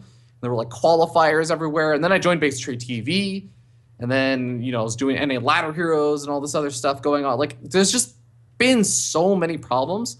And there's also another event that I really want to do that I kind of hinted at. Total Biscuit had inspired with the StarCraft Clan Wars series. I've been trying to schedule for a long time as well. And it really just does come down to, like, scheduling. Scheduling is so hard right now. Even though I have the time now to do a lot of this stuff, there's no good times to do it. I am struggling right now where I'll have like monthly finals for the NA and EU Ladder Hero series that I do. And I'll try and schedule these monthly finals. Just, I have an entire month that I can do them after like the event that I want to do it, but within like 30 days. And I have trouble finding, like, I have to put it onto the last weekend of the entire week or in the entire month. So like, the July monthly finals end up happening around like the 27th of August. Like that's the date for it. That's ridiculous. It's been like 27 days since those players qualified. But that's like the way that StarCraft 2 scheduling is working right now. I think things are finally settling down, so I may be able to get into some of those other things, but Breaking Out, I've had it planned, like the exact format, the way that I want to do everything, like all the changes that I'm going to be making. I have everything ready. I just can't pull the trigger because these players aren't going to be available a lot of the time. And it's really, really hard to get the scheduling done. I know something that Joe from Nursery Gamers talked about, but it is seriously like one of the most frustrating things in StarCraft right now for an event organizer is just trying to schedule and not drastically overlap with people. This is my 3rd interview, and this is the 3rd interview in a row where that idea of it being very difficult to find free time in StarCraft has come up. You just said Joe mentioned it, Zombie Girl mentioned it. It kind of transitions well into the idea of the health of the game and what you think about the health of the game, because to me that sounds like a pretty healthy game. If there's so many things happening that tournament organizers have problems organizing their tournaments, that sounds pretty good as a community, doesn't it? I think that says something. So what are your opinions on the size of StarCraft, on the health of StarCraft right now here in 2016? Yeah, I mean, I kind of talked about this a little bit earlier when I was talking about like the fighting game scene and, I guess not even like the fighting game scene, just like doing what you enjoy. And that will be what brings people in.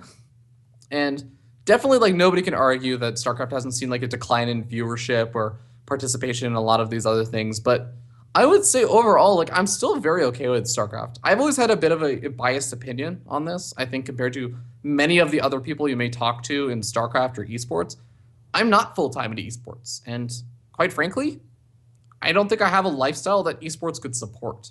Not necessarily because I'm going out like every night and like drinking $3,000 worth of liquor and everything, but like I'm the kind of person that I live in a very expensive city. I live in San Francisco. Like I need to be able to pay rent. I am also the kind of person like that wants to save money for the future. I want to be able to have a life and everything later on in time. Like I'm also a software developer. I really enjoy being a software developer. So in a lot of ways, like I'm not really ever going to probably be super committed to StarCraft in the sense that I'm totally full time. It's my only thing, unless some things probably drastically change within the scene for some time in the future. So I am in this weird point where I'm actually okay with whatever size StarCraft is. And let me actually go back to something about fighting games, because I didn't talk about enough about fighting games before. Smash Brothers had a game called Brawl that came out, Super Smash Brothers Brawl. Let me tell you something about Super Smash Brothers Brawl.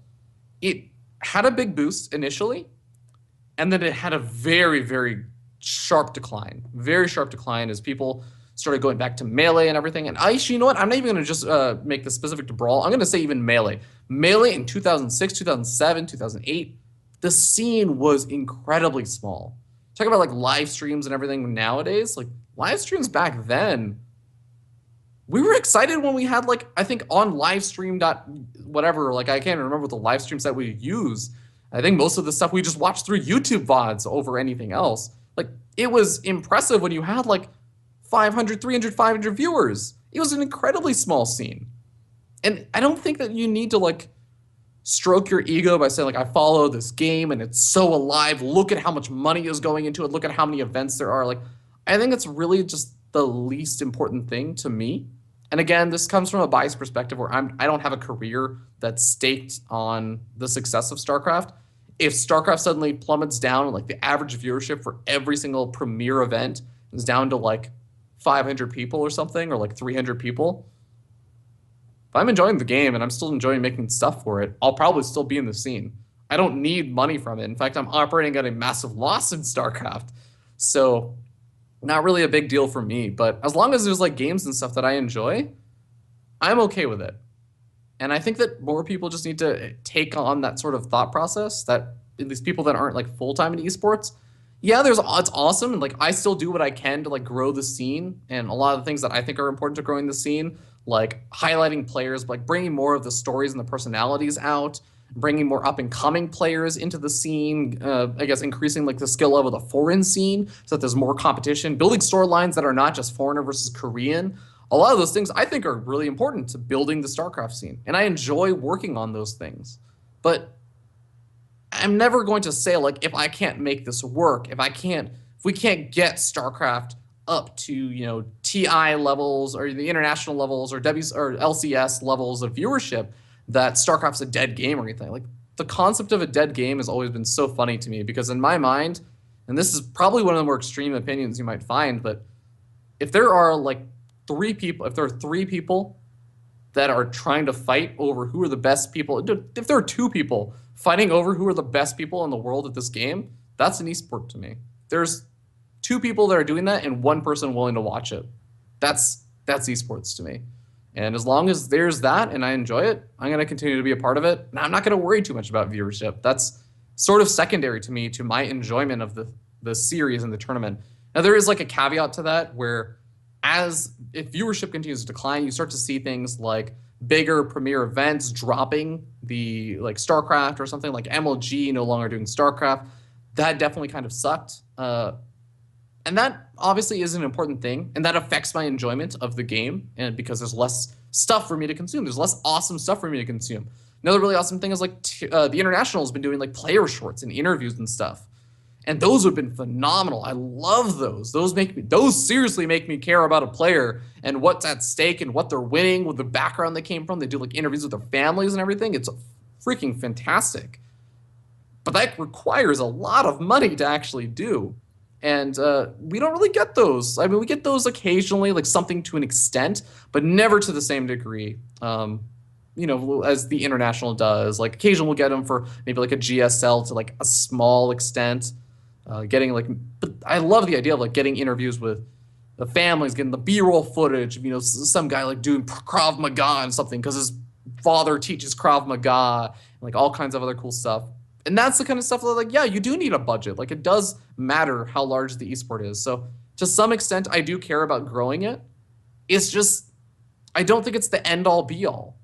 And the other thing I think that, like, I really disagree with a lot of people on is Smash Brothers, and I'm just going to flat out put this out there. Yeah, of course, it was like a one-off event that happens like once a year and everything, and it's joined in on the same stream. It follows like the same hype train as like all the other fighting games. But EVO, Smash Brothers had like 200,000, like 25 or 220,000 viewers. 220,000 viewers. That actually like completely eclipses a lot of StarCraft's recent viewership.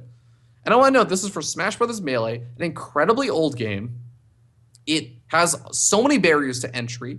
I mean, if I want to play StarCraft, I can go buy the game and I can just play versus people. If I want to play Smash Brothers Melee, if I want to get really into it, I have to buy the GameCube or like a Wii U and buy an old copy of Melee. I have to get a GameCube controller, which is oftentimes like even more expensive these days. And then the hardest part, I have to go physically find people to play with. I can't just queue up online for a ladder system. I mean, I could play on like the Melee online net play, but like I said before, it's pretty trash to like try and play everything through the online tournaments and stuff, through fighting games. You have to go physically find people to play with. That's such a ridiculous barrier to entry. I don't care if you're even talking about like Brood War 12 unit selection and everything. This is so much harder. Socializing, like getting nerds and gamers to go socialize and find people on their own is insanely hard. So like they have all these barriers of entry and all these different problems, but they still get ridiculous viewership. And I really do think that a lot of it just goes back down to what I was saying before. Like I'm actually totally blanking out. What was I talking about? I had a point. Health of the scene. Yeah, sorry. But it really does just go back down to this idea that like you have people who are interested in the game, that they enjoy it, and they're just willing to go play it. They're willing to go have fun with it. That's like the biggest thing to me. So yeah, I would say like the whole dead game thing is like really, really dumb to me. I really hate it. It annoys me. Even like when people just meme it and like joke about it, like love Nathaniel's fantastic guy, but I also hate when he like memes about dead game and stuff. Like even sarcastically, I think it's just annoying to hear about at this point. You recently attended the StarCraft 2 Community Summit that happened at Irvine, California, the Blizzard headquarters. And I know that there are tons and tons of things that you just can't talk about. But overall, what was your impression about what you learned at that summit, and what kind of impression did it give you about the future of StarCraft 2? I would say, if I was to sum it up in one word, I would say consistency. That is the biggest thing that the summit gave me an impression of that I wasn't already kind of like vaguely assuming or kind of guessing. They have a very consistent long-term plan. And when I say like long-term plan, I mean like it's a fairly long-term plan. They're not thinking about like dropping StarCraft anytime soon. They're investing a lot into like the long-term success of StarCraft. And honestly, I'm not gonna lie, like I've been talking a lot, I've been giving my opinions and everything because I'm being asked about it, but I don't actually value my own opinion that highly. I don't consider myself to be like super duper smart, and I don't consider myself to be nearly smart enough to judge the direction of a massive company like Blizzard and the direction that they're like moving in with their game and like the decisions they're making at a high level for business decisions. I like to speculate sometimes, but overall, I kind of just trust them. Like, again, sorry, this is actually something I was going to say on the last question. The Smash Brothers scene, comes from a world where Nintendo actively tries to shut down the scene. And they did sort of have a turnaround with Smash 4 as it came out, but even that I don't think really is going on very much. I don't think there's a lot of Nintendo support anymore for that. It was kind of like an initial, hey, let's get the hype going as the game comes out, but they actively tried to prevent Smash Brothers from being streamed at Melee, at Evo for Melee. They inserted literal mechanics to prevent the esports scene for Super Smash Bros. Brawl from working through the advent of like this idea that when your character moves, there's a random chance that they'll just trip. Totally random chance that when you're moving, you will just fall over and get hit, probably. Like, that's ridiculous. But they still make that scene work. And I really don't think, like, this is the other big thing. I don't think that the scene has to rely on Blizzard. I think that Blizzard, it's definitely taken a much more active role in things, and I think it's mostly because the community sort of asked for it. But I don't think that for StarCraft to be a quote-unquote successful esport, to be the best esport, yeah, it's kind of like that idea of like, oh, you know, with hard work, you can get really good at something, and with talent, you can be really like decent at something. But hard work and talent will always be at the top, right? If you have hard work but you don't have talent, you're never going to beat the person that works hard and has talent. Similar sort of thing. Like if you have developer support and you have like a very active and contributing community, you're going to be able to be at the top. But if you just have developer support, it's not going to solve all the problems. You need that other aspect. And I'd say like the other way though, the hard, like just the community support, I feel like it's much more important than Blizzard being involved and throwing all this money into WCS and everything. I think that's far more important. So I sort of just trust Blizzard on whatever they're doing. I try and call them out on things when I think that they're doing something that like messes up community efforts. But besides that, as long as they're not like harming the community efforts, I'm actually pretty okay with whatever they do. Beyond the NDA stuff and all the prospects of the future, blah, blah, blah, what was it like actually attending the community summit? I've seen a lot of stuff on social media that leads me to believe that there was an awful lot of bonding that was involved in hanging out and that kind of thing, getting to know everybody. Outside of like the very core of the community summit where you all talked about the game, what was it like to attend? It was pretty fantastic. I'm not going to lie, like I attended the first community summit last year, right before BlizzCon. Or I guess it was the second community summit, as this was the third one. But I attended the second one right before BlizzCon, and it was overwhelming. Like I felt fairly out of place. And a lot of it was sort of just my own perception of myself, like not really feeling like I contribute a lot to the conversation. And I still sort of feel that way, and I sort of still felt that way about this last summit, but I think I sort of got over it and just I've been learning, especially more lately, to treat people that I look up to and respect as just humans, just other people, and interacting with them as other people. And I'll say, like, there's been a lot of conversations that happened, like, after the summit that were both StarCraft related and just, like, not StarCraft related at all, or, you know, kind of StarCraft related. I think my favorite conversations was summit was 2 different days, both nights after the summit. Artosis, a player named Theo, Jack Attack, and I. And then I think on the second day, Scarlet was also added into the mix there. Just sat and talked for hours and hours about super duper awesome stuff. We talked about like hotkeys and efficiency and like how, you know, Koreans, they do a lot of things that are like, they do things really well in some ways, but in a lot of other ways, like, yeah, they practice super duper hard, but that doesn't mean they're practicing smart. And when people like finally figure things out, they're going to like be completely stomping over Koreans in terms of mechanics if they can actually work to learn how to be more efficient in StarCraft, like have a better hotkey setup and like all these other kinds of things. Coaches, like psychological mentality for players. Like that was probably, honestly, like my favorite part of the summit was probably those conversations that we probably spent like at least 6-7 hours talking about across the 2 days. And I really, really enjoyed it. Like Artosis has got a lot to say. And also so does like Scarlet, and Theo knows like insane amounts about like hotkeys and efficiency, and has like his own special little keyboard that has like ridiculously thin switches, so like you can press the button like and it's just immediately pressing the button. Has like a crazy weird keyboard setup. I think Artosis even tweeted a picture out about it. But yeah, I think that was probably like my most fun part of it.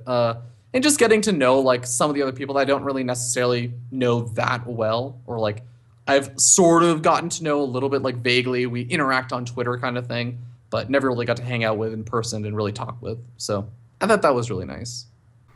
So winding down now, this is the first interview that I've had where I've put it to the community.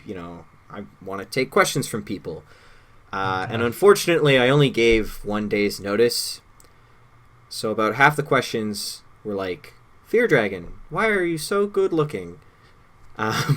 But Volts underscore SC2 on Twitter.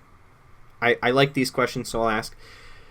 Volts wanted to know, what have been the most difficult parts of your esports career, and what have been the most rewarding parts too? That's a good question. I'll start with rewarding because it's a little bit easier. I think the most rewarding parts are when I finish something, like, and this is honestly, it's like that high, that rush that you get, that keeps you going. It's like the extra little bits, all those small little things that just make all the shit that you deal with okay, like better. It's the small things like Artosis one day showing up in a stream that I was casting for something called Team Gravity Fight Night ages ago. Just randomly, Artosis shows up for like a series that I'm casting of like Hearthstone versus, I can't even remember, like Alive or something. And he's just like, yeah, you know what? Pretty good commentary. Like, nice job. And he follows me on Twitter. I'm like, holy shit, that feels good. Like, that's small little thing. They're probably like nothing out of Artosis' day to like follow someone on Twitter and like say, hey, nice job. Like, I like the commentary in like a Twitch chat, but really makes a big difference. The feeling of like the high when you finish a commentary or you finish like watching some games, you're like, God, that was freaking awesome. Just the small things like that, or like where I'm casting, especially this happens a lot with me in Tempo, where we're watching like a good series and I forget that I was casting. I actually completely forgot that I was broadcasting everything that I was doing, and the conversation that I was having with Tempo, it just felt like it was a legitimate. I called up Tempo and we decided to watch some StarCraft and we were just talking about the games. Like, those are super fun moments when I get to look back and reflect. And I was like, I had a lot of fun today. I really enjoyed myself today. Those are probably like the high moments. It's not necessarily usually like always the really big things. There are some really cool big things. Like I think Day 9 referenced like the Break Invitational and stuff during some Red Bull like esports talk that happened like ages ago. I think like 2013, 2014 or something. And I felt pretty good about that. I had a bunch of friends like being like, hey, did you know Day 9 referenced you and like talked about something that you did and like this talk is an example or something? I was like, yeah, that felt pretty cool. But in terms of like hardest things, there's a lot of like, again, there's a lot of the small things that you don't really enjoy putting up with, but you kind of have to just because it's part of the job. Like this is weird to say because like I think a lot of people now look at me as like an event organizer rather than just a caster, which I hate. Although a lot of people also look at me as someone who posts useless facts on Reddit, which I also hate. But I definitely think that a lot of the small things like, organizing tournaments, there's so much stupid legwork that I hate. Like I hate messaging 12 different players. I'm only dealing with like 12 players. When I have to do like larger events and everything, it's even more of a pain where it's like 12 different players. Okay, here's the start time. Like give me your availability for the next 3 weeks to a month. Gather all these dates together, like figure out a time. Oh, a player just said that they have another tournament happening at that time, even though they didn't mention it before. Now I got to like message all these players. It's like, okay, this is the new time. Like we're setting the date. And, oh, look, now this player can't attend, so I have to go find another player. And it's like, oh, actually now like 4 players just told me that they can't play because DreamHack, I was announcing a qualifier. So now I have to reschedule the entire thing. Okay, guys, and now we got to reschedule this. Like, got to even message like True, whose English is good, but like not amazing. So I'll like message him something. He doesn't understand necessarily what I always said. So I'm like, no, I got to break it down. And I feel like there's so many like stupid things like that go into like tournament organizing. So, or just in general, a lot of the like the quote unquote shit work that you have to do. I think the other thing, I already mentioned this before, but like probably one of the hardest parts, it's not necessarily about like receiving negative feedback. Like negative feedback, I think you can take it, especially I feel like I've always had kind of hardish skin for feedback and criticism for myself. But whenever I see the community get into like a really sad and like circle jerky state or really depressing like dead game state, I get really sad and like unhappy. I'm just like, oh well, I mean, I was just enjoying the game, but I mean, like, I guess if nobody else is enjoying the game, that kind of sucks. Like, I feel sorry and sad that nobody else is enjoying the game. That kind of makes it harder for me to also help other people enjoy the game. So like, I don't know. I think getting rid of Reddit for me has really helped a lot with that. So I'm not really experiencing that, but it's only been like a week. Still figuring out how finding news is working out now. But it's definitely something that I think has been annoying. Like just watching the community go through those kinds of pains. I think besides that though, like the other hard thing that sometimes it's easy for me to say like, I don't value viewership or like the viewership isn't like the most important thing, but of course it feels good when you have like a massively larger number of viewers than you normally would. Like I'll still be commentating if I'm only casting like 5 people if I enjoy it. But yeah, it feels good when you get up to like 3,000 viewers or something. But it also stings when you have like those kind of broadcasts where you're like, oh, I had like this many viewers, like 2,000 or something viewers, and now I do my next event and it's like 200 viewers or like 100 viewers. It's like a step back. That always does kind of suck a little bit, but it's one of those things you just got to try hard not to let it get to you. Oh, hardest thing I will say. I mentioned this before because you brought it up, but I'm gonna erase everything that I said before. The hardest thing in my mind has always been that I feel like I'm always playing from behind. I feel like I'm always constantly like I have to put in more work to play catch up with other people because people just seem to like pick things up faster than me. And when I try and like talk with them and like try and strategize, like, okay, so how do you go about doing this? It's like when they can't explain it, or maybe they just don't want to explain. Maybe I'm just people don't like talking to me or something. But it's one of those things where it's like, man, they just do this naturally. And I have to think about this. I have to like write my thoughts out and everything. It's hard. That's probably the hardest part is like I always feeling like I have to play catch up and put in the extra time, which is someone who's not full-time in esports, competing with people who are full-time in esports. That's daunting, but it's rewarding at the same time. So the second question the Volts had was, do you have a bucket list of things that you want to accomplish in esports for the future, or just things that you'd like to do? Yeah, I've sort of made this public on like one of the blogs that I made, but my goal right now is I want to commentate a premiere event by the end of 2017. Like that's my major goal, and because of that, even some of the like events and stuff that I've been working on, I'm sort of putting not necessarily like fully on the back burner, but I'm prioritizing other things less in esports because I want to just improve my commentary. I don't think that I'm at the level where I could commentate a premier offline event and be at the level that I feel like it's worth it, or like it's really gonna be amazing, or like the level of quality that I want it to be. So that's probably my biggest one. Besides that, I think honestly I probably already hit the other one that I wanted to do, which was like commentate with a lot of the big names like Day9. Commentating with Artosis would be freaking amazing. Tasteless, Total Biscuit. Although Total Biscuit's a little bit harder because I think that I look up to him so much in his commentary style and like as a shoutcaster that I feel like we would overlap a lot. So that would get really awkward really quick. But commentating with Artosis would be freaking amazing. I would love to do that. But yeah, I would say it's mostly just those two things. One of them is big enough that it pretty much occupies most of my train of thought.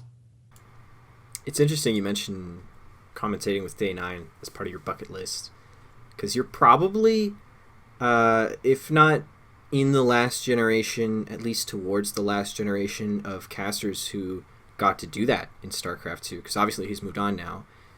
I think that's just a little interesting caveat to that, mentioning the bucket list and mentioning that that is a part of it.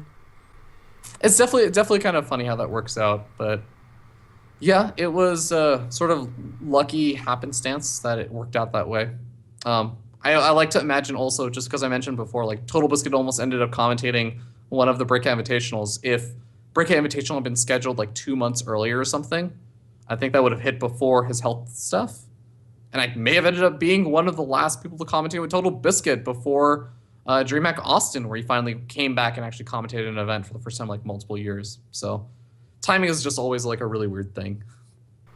As somebody who focused on the North American scene for so many years, you've seen the rise and fall of an awful lot of North American teams and organizations. Currently, right now, the North American scene, are there any teams that you have your eye on for an up-and-coming organization, or any players that you have your eye on to be like the next big breakout, outside of the Breaking Out series in general? Yeah, I definitely say I feel like it's not really necessarily like a lot of breakout organizations. I think that rival gaming is starting to do a little bit better. So there's a little bit more on my radar lately in terms of North American team organizer. Team Ascension has been around for such a long time. And I think a lot of people, or many people, are familiar with it. Not necessarily everyone is, but their players have just been doing a bit better lately. So definitely keep an eye out on them. In terms of players, like I think the number one player that I am on the lookout for in terms of like really hitting a major level of success would probably be Pili Pili. I think Pili Pili is a bit more well known at this point, but I think he is actually playing the best StarCraft he's ever played. I think that he is going to have a ridiculously good 2017. If not, just like even the end of this year, I think he's going to do exceptionally well. Because I'm not going to lie, like Elima League on the Korean server during Korean times and everything. Granted, it's a weekly cup, sure, but this guy has literally beaten, like at the time, player who was in Code S, and he has also beaten a player that was in SSL like round of 32. Like this guy is pretty damn good right now. He's still figuring out some of his consistency issues, and still like kind of learning a little bit more, figuring out like the offline event jitters. Like definitely didn't have a good run at Austin, but Pili Pili is probably the biggest one that I think of in the North American scene. The other people I would keep an eye out for, I think like he's already had a bit of a breakout performance at one of the offline events at the round of 8 finish with Cham, Mexican Zerg player. Still struggling with, I guess, like he has a bit of a, I wouldn't say gimmicky playstyle, but he has a playstyle that is not super, it's a little bit volatile in terms of winning. But I think once he actually like figures out some of the rest of his play, like he's going to start doing really well again. But also like in terms of like a sort of smaller players, I would say Juggernaut Jason is a pretty good player, as well as Game Time. I think those two players have both been working pretty hard and like coming up in the scene lately. So I'm looking forward to seeing what they're going to bring in 2017. My last question. Although you don't necessarily think of esports as like a career, you have very much established yourself in the scene, and you talk about not wanting to be identified as like a tournament caster. Or a tournament organizer. I have Feardragon, SC2 caster, and tournament organizer on your label. I mean, you've made a really big name for yourself. You've made an awful lot of headway, especially for somebody that's not thinking about this as a career and as a career move necessarily. What advice would you give to the people that want to replicate your success and become a major player in this scene, in any esports scene? What would you tell them? That's still funny to me because I guess I never really looked at myself as like being a big name by any means. I know I think some people like I get into arguments with people about this, weirdly enough, where I don't know if it's maybe just me overcompensating and like not want to, I guess, get too arrogant or like too much hubris about it, but I really don't feel like I am that well known of a person. But I guess I also one of the biggest things that I found like that was helpful for me coming up to at least wherever I am right now, whatever you want to call it, is one, have a mentality where your most important goal is not to become recognized, because that's really hard and that's a really ambiguous goal. It's very difficult, I think, at least for me. Maybe other people had an easier time with it, but it's very difficult to get a good idea of how well known you are. And when you constantly think, if you ever like get stuck in this mentality of like, yeah, I'm super well known now, then you kind of set yourself up for like those weird moments where you're like, oh, I'm not that well known. And like that takes that ego hit. I think having confidence in yourself is like important.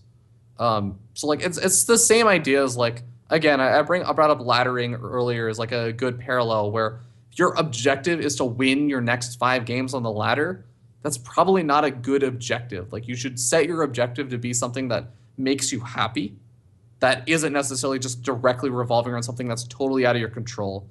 So creating a better product is probably the biggest thing that like helped me in terms of motivation. And I've always strongly believed in the mentality of, if you do something well enough, eventually things will pay off. So it's the combination of like consistency and persistence. You have to be very consistent, like consistently be improving. And when I say like just consistency, I want to emphasize like improving. There are a lot of people, like there's a guy named The Real Nan Man, doesn't really do as much stuff in StarCraft anymore. And he was really awesome. I love that guy. Like he was a super awesome human being. He had a really good heart. But he ran a podcast. It was the longest running StarCraft 2 podcast. And most people have never heard of it. It's called SC2 Up and Coming. And the problem was he was incredibly consistent, but he just wasn't consistently improving.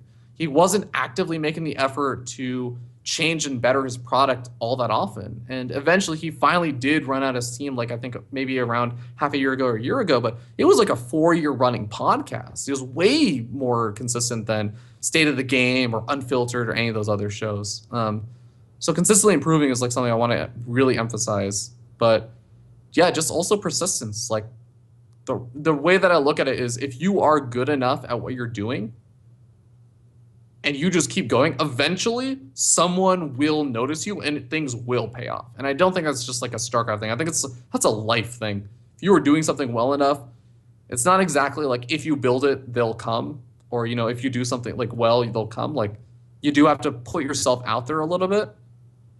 But if you do a good job of that, you will eventually get somewhere. Like without a shadow of a doubt.